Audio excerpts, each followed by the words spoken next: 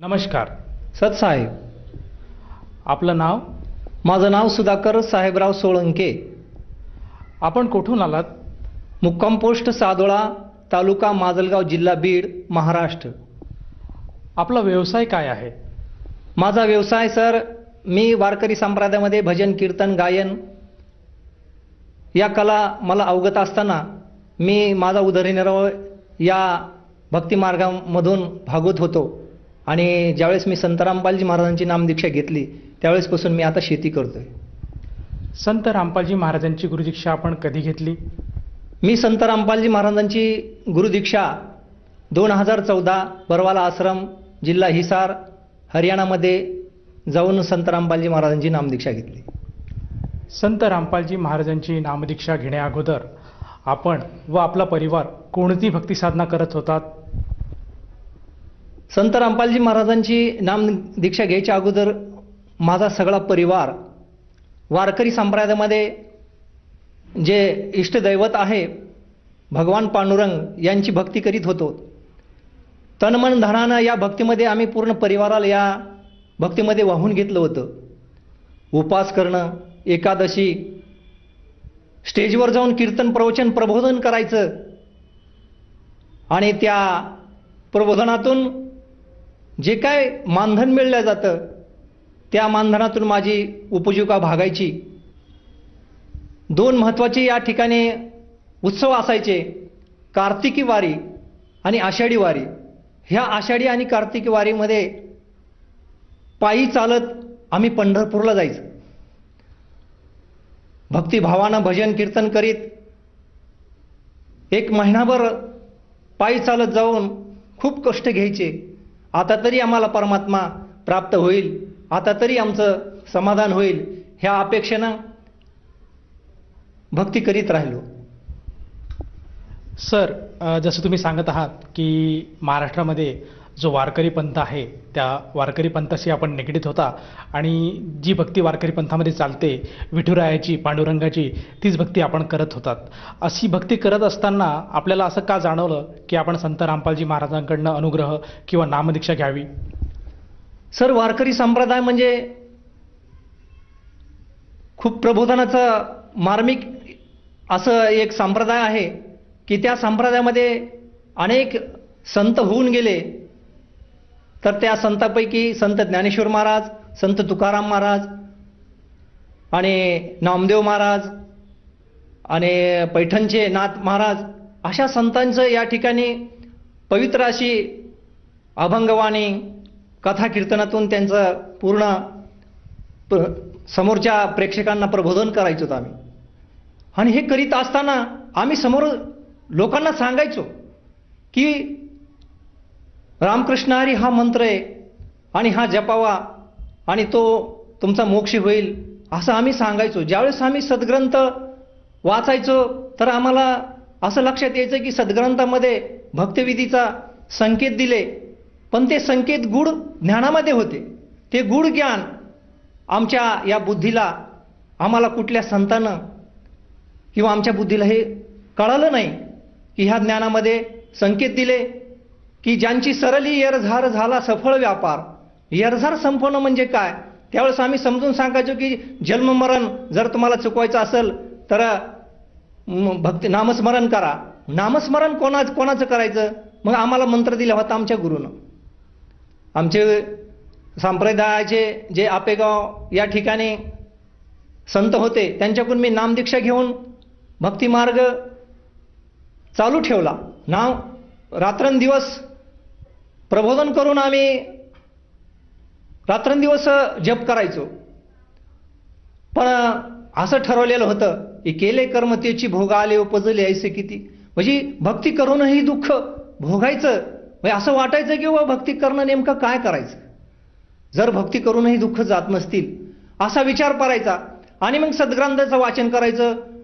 मग टी व्हीला मोठमोठ्या साधू संतांचे प्रवचन येत होते, प्रवचन ऐकायचे, त्याच्यातून बोध करायचा, समाजाला सांगायचं, प्रबोधन करायचं. असं खूप खूप दिवस चाललं सर. आणि सत्याची कास धरल्यामुळं सत्य मार्ग सापडण्यासाठी की आता तरी आपल्याला सद्गुरू मिळतील, गुरु तर भरपूर झाले, प्रत्येकाकडून मार्गदर्शन घेतलं, पण जे आध्यात्मिक समाधान होतं ते समाधान कुठं आम्हाला आढळून आलेलं नाही.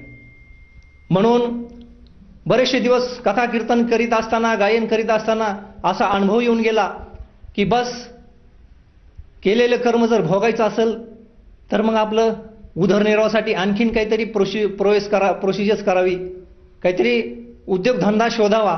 म्हणून की मला त्या ईश्वराकडूनच आवाजाची अशी देण होती की त्या आवाजानं ते मंगलाष्टक गायन ऐकताना मंत्रमुग्ध व्हायचे लोक. आणि मग म्हणून एका विशिष्ट अशा चळवळीमध्ये बहुजनाचे जे लग्न लागत होतं ते लग्न पूर्ण महाराष्ट्रामध्ये माझ्या हातून मला 10,000, 5,000, 20,000 अशी सुपारी द्यायचे आणि मला बोलून घ्यायचे की सोळंके महाराज तुम्ही या लग्नाला येऊन आमच्या बहुजनाच्या तुमच्या हातानं लग्न लावा. असा उद्योग, अशी गाडी आणि करीत असताना असा खूप मला व्यवसाय पैसा जमला आणि इकून पैसे आणायचो. घरामध्ये मुलाचं दुखलं की वडिलाचं दुखायचं, आईचं दुखलं की बायकोचं दुखायचं. हे सतत चालू असायचे चक्र. रात्रंदिवस आम्ही गाडी घेऊन कथा कीर्तन, लग्न लावणे, सगळ्या गोष्टी, पैसा मिळत होता पण सुख नव्हतं.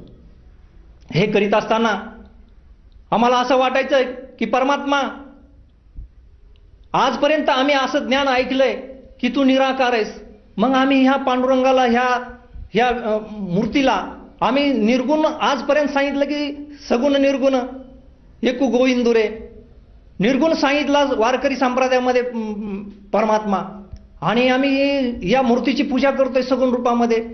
आणि त्या परमात्म्याला आम्हाला प्राप्त करून घ्यायचं असेल तर आम्ही निर्गुण रूपात त्या परमात्म्याला कसं प्राप्त करून घेणार, असं मनामध्ये ध्यास लागत असताना वारकरी संप्रदायामध्ये हळूहळू मी थोडंसं लक्ष कमी केलं की नको, किंवा संप्रदायामध्ये सांगितलं की द्रव्य घेऊन कीर्तन करते ते नरका जाती, की म्हणजे कीर्तन करीत असताना जर तुम्ही कथ्या कीर्तनाचे पैसे घेत असताल तर तुम्ही नरकाला जाताल, असा उपदेश संतांचा होता. तुकाराम महाराज अभंग आहे.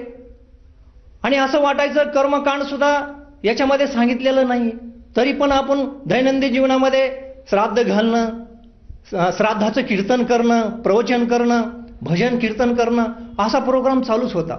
आणि तुकाराम महाराज सांगायचे, जित्यापणी नाही अन्न मेल्यावरी पिंडदान करून काय, स्पष्ट असा उल्लेख होता. कळायचं पण वळत नव्हतं.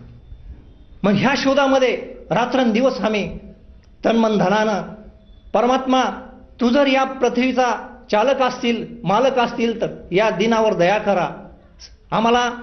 आणि म्हणून सांगितलं होतं की भगवद्गीतेमध्ये असं गूढ ज्ञान स्पष्ट दिलेलं आहे भगवंतानं, आणि ते गूढ ज्ञान अर्जुनाला सांगितलेलं आहे, उपदेश केलेला आहे अर्जुनाचं निमित्त करून. मग गीतेमध्ये आम्ही अनुग्रह घेतला आणि त्या भगवद्गीतेचं पठण चालू केलं. मग ते पूर्ण अध्याय 15वा अध्याय, 12वा अध्याय, 9वा अध्याय असे अध्याय मुखोद्गत केले. आणि ज्यावेळेस 15वा अध्यायामध्ये स्पष्ट दिलेलं होतं, उलटा लटकलेला अर्जुन हा संसारूपी वृक्ष आहे, आणि ह्या वृक्षाचे वेदविद जो अर्थ सांगल, जो वेदविद शाखा कोण आहे, मूळ कोण आहे, डार कोण आहे, पत्ते कोण आहे, याचा जो वेदविद अर्थ सांगन तो तत्वदर्शी संत. अर्जुना, जर तुला परमसुख पाहिजे असेल, परम शांती पाहिजे असेल, आदी राम पाहिजे असेल, तर त्या परमात्म्याला उस परमात्मा के शरण में जा. गीता अध्याय 18 श्लोक नंबर 62 मध्ये सांगितलं की सर्व धर्माम परित्याजी माम एकम शरणम व्रज. अर्जुना, त्या परमात्म्याला शरण जा. जा जाने के बाद साधक फिर लौटकर संसार में नहीं कभी नहीं आता. असं ज्ञान ऐकत पण ते उमजत नव्हतं. ते समजून ते ज्ञान, गुढ ज्ञान सांगणारा संत सद्गुरू आम्हाला या पूर्ण 15-20 वर्षाच्या अनुभवात कधीही मिळाला नाही. आम्ही लोकवेद, जी परंपरा चलत आलेली वारकर संप्रदायामध्ये, ज्ञानेश्वरीचं पारायण करणं, विष्णू सहस्त्रनामाचं वाचन करणं, हे सगळे कथा कीर्तन भजन ह्याच्यामध्ये आम्ही मग्न होतो. असा आमचा पूर्ण आजपर्यंतचा वारकरी संप्रदायामधला अनुभव होता. सर, तुम्ही सांगत आहात की तुम्ही गेले 15-20 वर्षापासून वारकरी समुदायाशी जुडलेले आहात आणि त्यांच्या भक्तिमार्गावर चालत आहात. आणि ती जी भक्तिमार्ग ते सांगत आहात त्या भक्तिमार्गानुसार तुम्ही भक्ती करत आहात. तर संत रामपालजी महाराजांचं ज्ञान आपल्याला कसं कळालं आणि आपण तो अनुग्रह कधी घेतला? सर,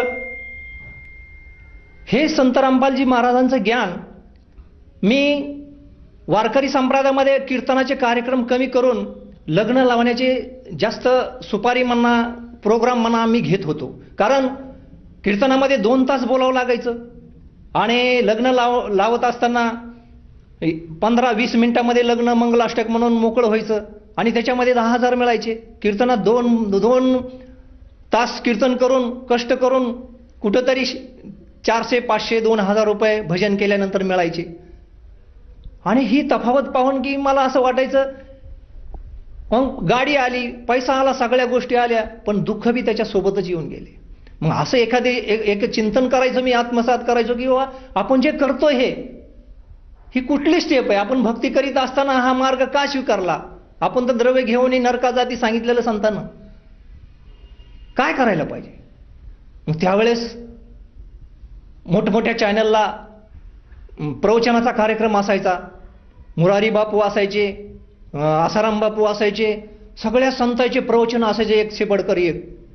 आणि हे प्रवचन मी ऐकायचो. ते उदाहरण द्यायचे, तन मन धनानं त्याच्याकडे लक्ष देऊन कंटिन्यू मी सत्संग ऐकायचे आणि ते प्रवचनात कीर्तनात सांगायचे. आणि हे करीत असताना असं वाटायचं की बाबा मग जिथे गेल्यानं पुन्हा इरझार संपते ते स्थान कोणतं?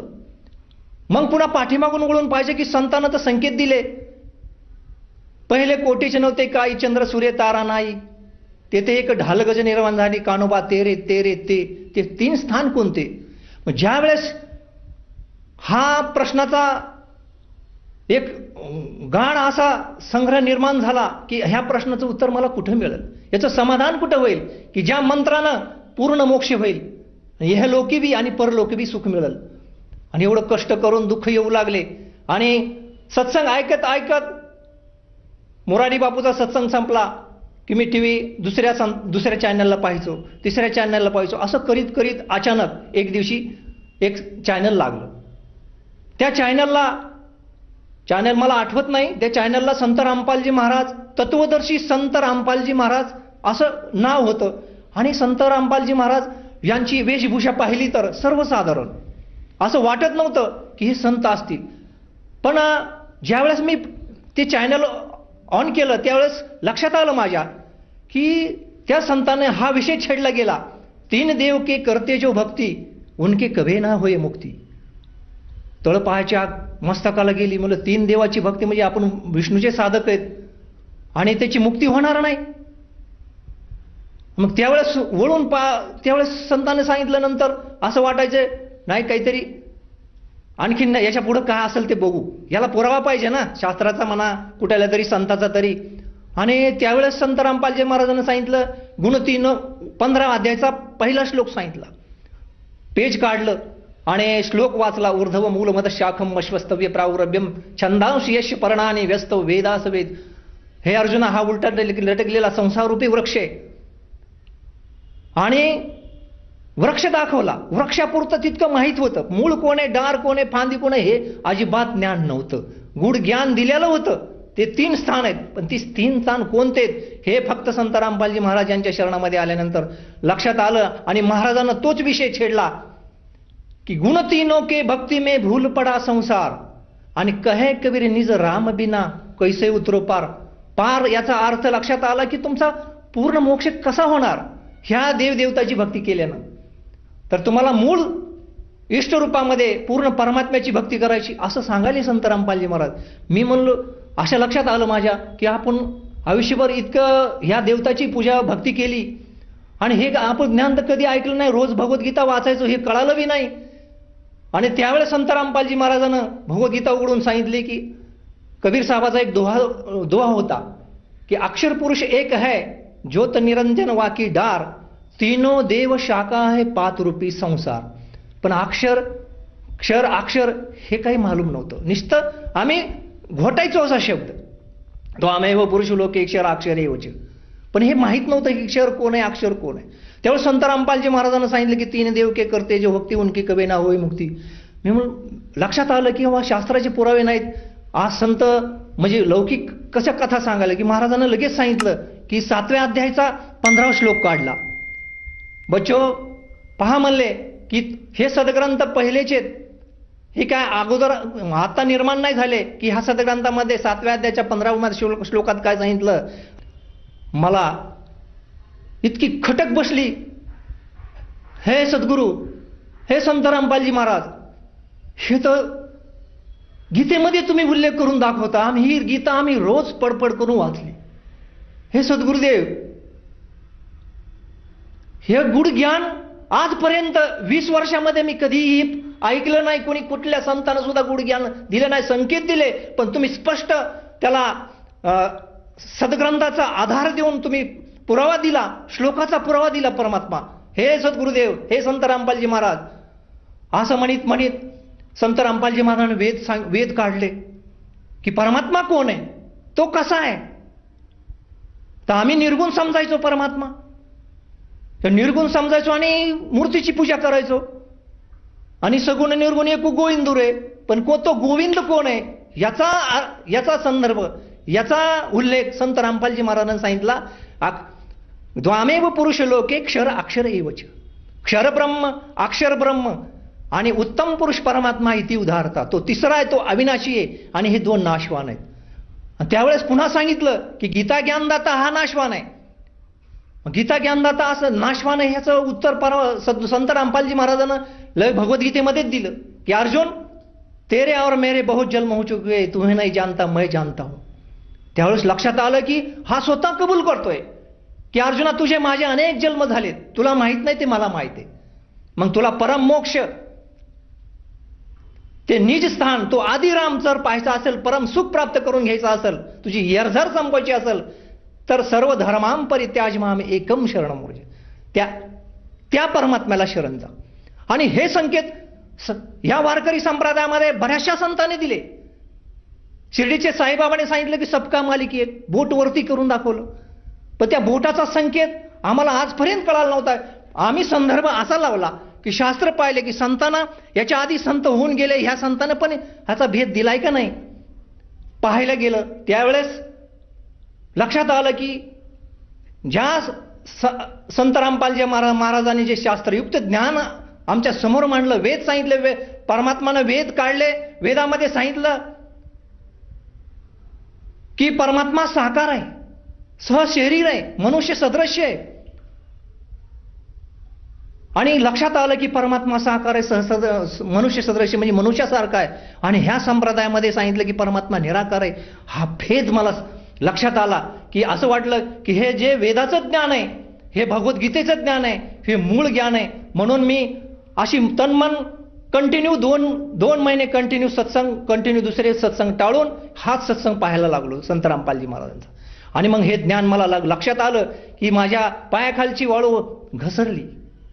धरणी माय जागा दे ना की परमात्मा और कुछ है, ही कारण अभ्यास तुका म्हणे की आपल्याला संतांना बी सांगितलं की तुम्हाला अभ्यास करावा लागेल. आम्ही त्या ब्रह्मापर्यंत, त्या विष्णूपर्यंत स्थिर होतो. आणि ते क्षर ब्रह्म अक्षर ब्रह्म आणि त्या अक्षर पुरुषाचा मंत्र सांगितला. भगवद्गीतेमध्ये संत रामपालजी महाराजांनी स्पष्ट सांगितलं की मोक्षाचा मंत्र कोणता आहे. हाच प्रश्न अर्जुनानं विचारला की परमात्मा जीव इतनी देवदेवता की भक्ती करते फिर भी दुखी क्यों है. हाच प्रश्नाचं उत्तर गीता ज्ञानदात्याने अर्जुनाला दिलं की अर्जुना ऐक, जे शास्त्रविधी त्याग कर मनमानी पूजा करते है, शास्त्राच्या विरोधात आचरण करतात, त्यांना कुठलं सुख, कुठली सिद्धी, कुठला मोक्ष होणार नाही. म्हणून अर्जुन कर्तव्य अकर्तव्य जे शास्त्र ही प्रमाण आहे. आणि हा गीतेमधला प्रमाण संत रामपालजी महाराजांना दिलं. आणि ह्या ठिकाणी संप्रदायामध्ये सांगितलं की तस्मात शास्त्री प्रमाणे, की शास्त्रामध्ये जी भक्ती सांगितली ती सदभक्ती आहे. आणि आपण जे करतोय हा लोकवेद आहे. म्हणून माझ्या अंतःकरणातून मी संत रामपालजी महाराजांना पुकार केले, हे परमात्मा, हे सद्गुरू, तुम्ही या पृथ्वीतला वाचताल, ह्या तुमच्या दासाला शरणात घ्या, अशी विनंती करून मी दुसऱ्या दिवशी लगेच ट्रेन पकडून संत रामपालजी महाराज हरियाणा, जिल्हा हिसार बरवाला आश्रम या ठिकाणी जाऊन नामदीक्षा घेतली. सर, जसे की तुम्ही सांगत आहात की संत रामपालजी महाराजांकडनं जी आपण शास्त्रयुक्त भक्ती स्वीकारली, त्या शास्त्रयुक्त भक्तीनुसार आपल्याला व आपल्या परिवाराला काय काय लाभ प्राप्त झालेत. सर, संत रामपालजी महाराज यांच्या शरणात गेल्याच्या नंतर मला पहिला लाभ जो झाला तो आध्यात्मिक लाभ झाला.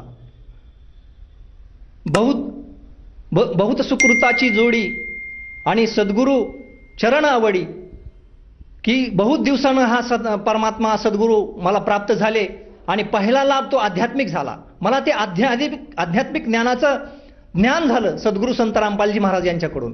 ते ज्ञान आजपर्यंत या विश्वामध्ये तत्वदर्शी संत फक्त संत रामपालजी महाराज आहेत आणि त्यांनी मला आध्यात्मिक असा लाभ दिला की मला पूर्ण ब्रह्म कोण आहे आणि 3 पुरुष कोण आहेत हे वेदविद शास्त्रानुसार सगळ्या शास्त्राचं प्रमाण देऊन सदभक्ती दिली. या सदभक्तीचं उदाहरण सगळं संत रामपालजी महाराजांना केलं. सर, जसं तुम्ही सांगत आहात की तुम्हाला आध्यात्मिक ज्ञान प्राप्त झालं, तुम्हाला मोक्षाचा मार्ग मिळाला, परंतु असं असताना आणखीन काही लाभ प्राप्त झालेत का? सर, आणखीन लाभ झाला तर तो सांगायचा झाला तर शारीरिक लाभ आहे. माझ्या शरीरामध्ये एक अशी उपाधी होती की तो मूळयात म्हणायचा, त्याला बवासीर म्हणायचं. ते बवासीर असा होता, तो मी एक वेळेस ऑपरेशन केलं तरी तो पुन्हा मला पूर्ण असं त्रासदायक होता. पूर्ण शरीर असं थकून जायचं. ह्या डॉक्टरकडे जाय त्या डॉक्टरकडे जाय असे पूर्ण विलाज केले. 2 वेळेस ऑपरेशन केले तरी पण त्या बिमारीचा, त्या आजाराचा इलाज मला कुठंच झालं नाही. ज्यावेळेस संत रामपालजी महाराजांनी मला नामदीक्षा दिली त्यावेळेस संत रामपालजी महाराजांच्या त्या नामदीक्षेच्या पावरनं, त्या शक्तीनं या शरीरातले सगळे दुःख निवारण, ज्या दिवशी नामदीक्षा घेतली त्याच दिवशीपासून समाधान झालं, ते निवारण झालं. सर, जसं तुम्ही सांगत आहात की संत रामपालजी महाराजांकडनं जी आपण नामदीक्षा घेतली त्या नामदीक्षेमुळे आपल्या ज्या शरीरात जी रोग होता बावासीर हा पूर्णपणे बरा झाला, जसेच तुम्हाला आध्यात्मिक लाभ पण प्राप्त झाला. परंतु असं असताना आणखीन काही लाभ आपल्याला प्राप्त झालेत का? आणखीन लाभ सांगायचे सर, तर ज्यावेळेस संत रामपालजी महाराजांची नामदीक्षा घेऊन मी घरी आलो त्यावेळेस माझी पत्नी आग्रह धरू लागली की बाबा तुम्ही इतक्या लांब संत सद्गुरू रामपालजी महाराजांच्या शरणात गेलात आणि मला बी यायचंय. तर आम्ही सांगितलं त्यांना की 1 महिन्याच्या नंतर मी जाणार आहे संत रामपालजी महाराज यांच्या दर्शनासाठी. तर पूर्ण परिवार, 2 मुलं, माझी आई, माझी पत्नी सोबत घेऊन आम्ही दुसऱ्या वेळेस संत रामपालजी महाराज यांच्या आश्रमामध्ये गेलो आणि त्या पूर्ण परिवारानं राहिलेले माझी पत्नी, 2 मुलं आणि माझी आई यांना पण त्या आश्रमात जाऊन त्यांच्या मनामध्ये अशी उत्स्फूर्त निर्माण झाली आणि ते खरं तर अगोदर बघण्यासाठी आलते. त्यांची अशी इच्छा झाली की ते प्रसन्न वातावरण, त्या आश्रमामध्ये सगळ्या भक्तांचा जो भाव आहे, ते प्रेम आहे, ती नम्रता आहे, ती पाहून हे हतबल झाले की असं आपण कुठंही पाहिलं नाही. याच्या अगोदर आपण इतके कीर्तन प्रवचन सगळ्या गोष्टी सत्संगाला फिरलो, सगळीकडे गेलो, तीर्थस्नान करून बघितले, सगळं केलं, पण ही एवढी शांती, एवढं समाधान आणि त्या ठिकाणी सगळी सोय पाहून भंडारा भोजनासाठी फ्री व्यवस्था, रजईची व्यवस्था फ्री, राहण्यासाठी फ्री, चहा फ्री, बिस्किट फ्री, सगळ्या गोष्टी फ्री.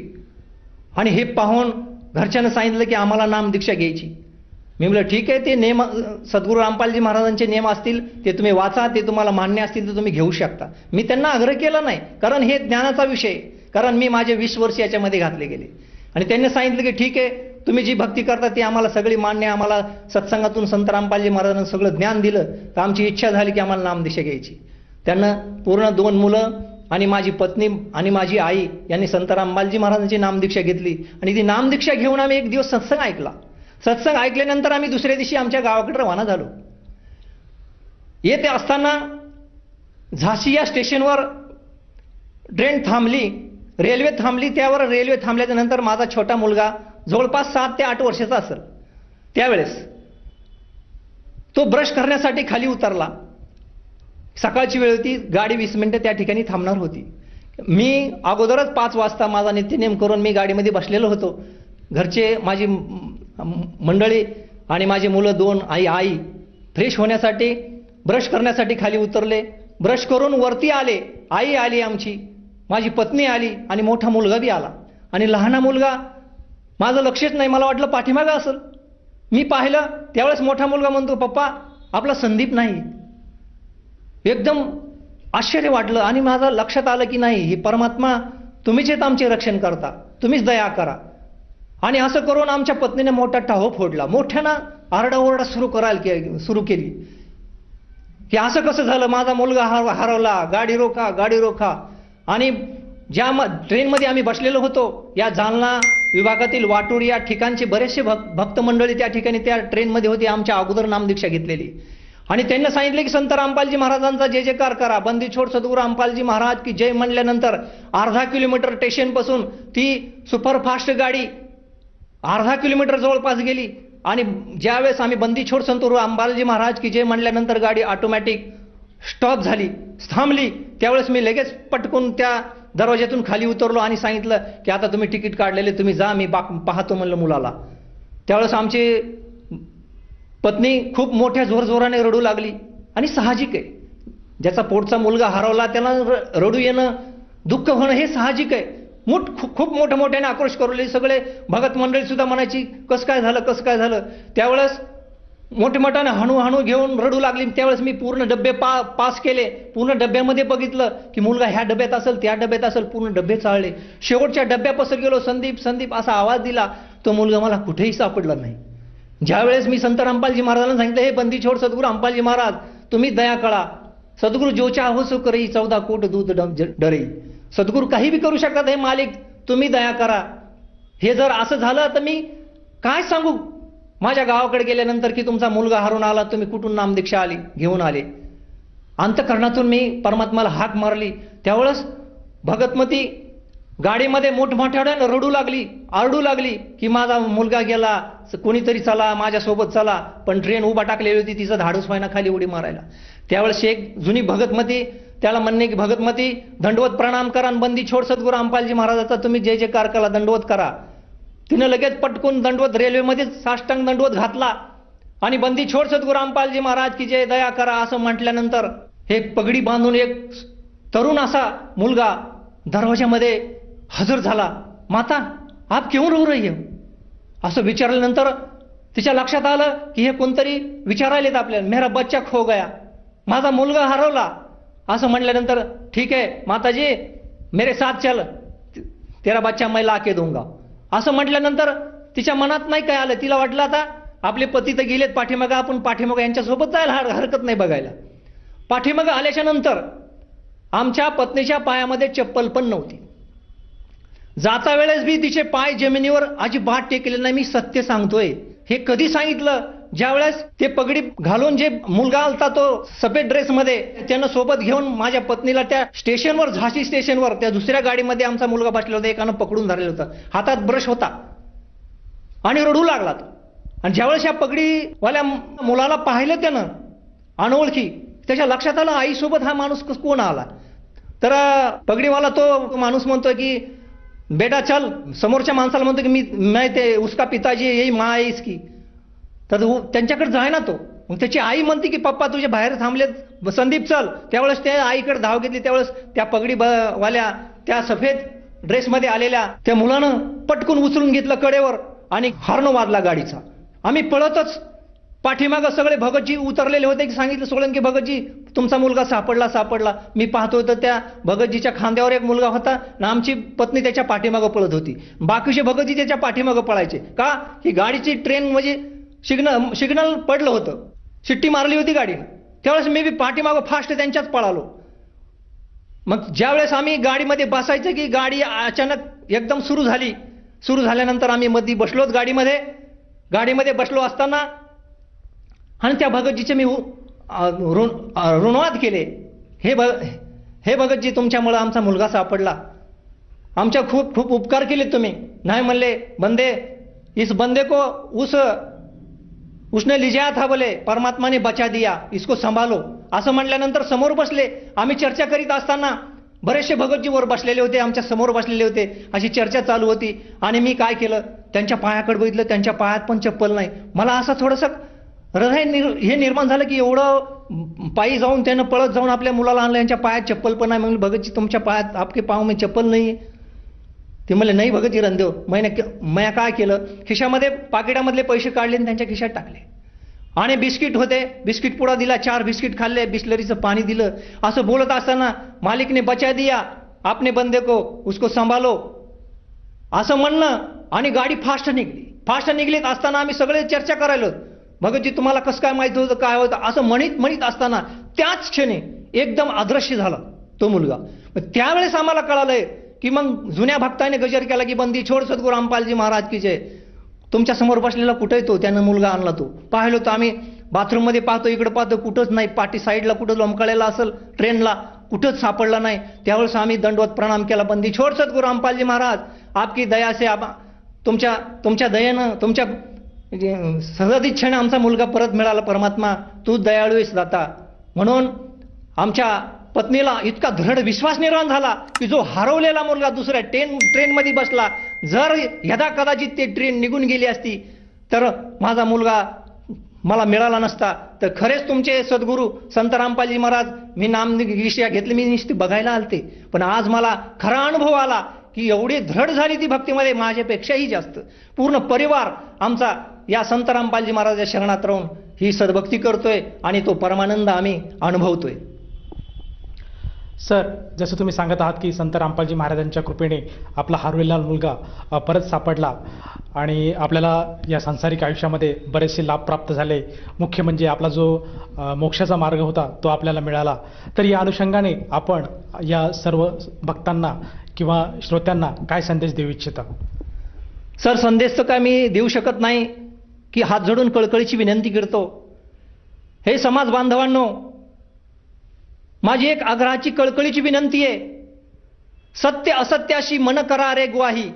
ही सत्य असत्य तुम्हाला जाणून घ्यायचं असेल, सद्ग्रंथामध्ये जी साधना सांगितली, जे मोक्षप्राप्तीची साधना सांगितली, ही साधना फक्त विश्वामध्ये तत्वदर्शी संत रामपालजी महाराज यांच्या व्यतिरिक्त तुम्हाला कुठेही सापडणार नाही, कुठेही तुमचा मोक्ष होणार नाही. म्हणून माझी एक कळकळीची हात जोडून विनंती आहे. वारकरी संप्रदायाचे असतील, माझे मित्रमंडळी कोणी सखे सोयरे असतील, त्यांना मी हात जोडून कळकळीची माता भगिनींना विनंती करतो की संत रामपालजी महाराज हे सर्व सामान्य मनुष्य नाहीत. हे पूर्ण ब्रह्मपरमपिता तत्वदर्शी संताच्या रूपात कबीर साहेब आलेले आहेत. आणि हा योग हा खूप दिवसानं येत असतो. हा पर्वकाळ आहे, साधला हा पर्वकाळ गेला अंतरीसमळ. तुम्हाला जर आत्मचिंतन करायचं असेल, मोक्ष करून घ्यायचा असेल, तर संत रामपालजी महाराज आपल्या या पवित्र या भारत देशामध्ये आज हरियाणामध्ये अवतीर्ण झालेले आहेत. म्हणून माझी एक कळकळीची विनंती की सर्वांनी, माझी हात जोडून विनंती की सर्वांनी शास्त्र अध्ययन करून, प्रवचन ऐकून, पुस्तकं वाचून संत रामपालजी महाराज यांची नामदीक्षा घेऊन आपलं कल्याण करावं, मोक्ष करून घ्यावा, ही विनंती. सर, जर कोणा व्यक्तीला संत रामपालजी महाराजांची गुरुदीक्षा घ्यावायची असेल तर ती व्यक्ती गुरुदीक्षा कशी घेऊ शकेल? सर, संत रामपालजी महाराजांचा ज्यांना कोणी नामोपदेश घ्यायचा असेल, गुरुदीक्षा घ्यायची असेल, तर सरळ आणि सोपा मार्ग आहे. संत रामपालजी महाराजांचा अनेक चॅनलला सत्संग चालू असतो. त्या सत्संगाच्या खाली पट्टी असते. त्या पट्टीवर आश्रमाचे फोन नंबर दिलेले असतात. तुम्ही त्या आश्रमात फोन करून विचारू शकता की संत रामपालजी महाराजांची नामदीक्षा कुठे मिळते. तर तुम्हाला त्या ठिकाणी उत्तर येतं की तुम्हाला जवळचा बीड जिल्हा, तुम्हाला कुठला तालुका, जिल्हा कुठला, तुमचं स्टेट कुठलं आहे, सगळं विचारलं जातं. आणि तुम्हाला जे जवळ आहे ते पूर्ण भारतामध्ये, पूर्ण देशामध्ये, विश्वामध्ये प्रत्येक जिल्ह्यामध्ये संत रामपालजी महाराजांचं नामदान केंद्राची ओपनिंग संत रामपालजी महाराज यांच्या दयाने झाली आहे. परमात्मा तुम्हाला मोफत या ठिकाणी नामदीक्षा दिली जाते. म्हणून माझी एक विनंती की संत रामपालजी महाराजांची तुम्हाला नामदीक्षा घ्यायची असेल तर संत रामपालजी महाराजांचे ज्ञानगंगा, जिने की रहा, गीता तेरा, अमृत ज्ञान असे पुस्तकं बरेचसे संत रामपालजी महाराज प्रकाशित झालेले आहेत. ते सद्ग्रंथाला वेद, गीता, बायबल, पुराण, कुराण शरीफ, 18 पुराण, 6 शास्त्र, सगळ्या शास्त्राचे प्रमाण घेऊन संत रामपालजी महाराजांनी या पुस्तकाचं हे अध्ययन केलेलं आहे. आणि तुमच्या समोर परमात्माने ही ज्ञानगंगा, ही विश्वाला कन्या तारून नेण्यासाठी हा उपक्रम राबविलेला. या ठिकाणी तुम्हाला संत रामपालजी महाराजांची नामदीक्षा मिळेल. धन्यवाद. सत साहेब.